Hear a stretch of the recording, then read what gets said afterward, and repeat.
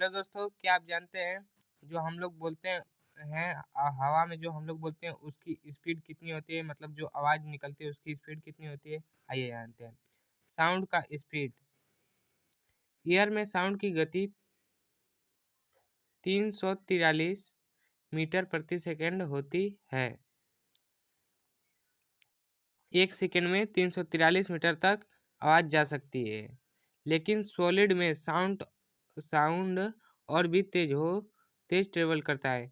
यानी कि सॉलिड कोई ठोस धातु है, तो ठोस धातु जैसे लोहा ले लीजिए, लोहा से लोहा को पीटिए तो उसमें साउंड सॉलिड हो गया, तो उसमें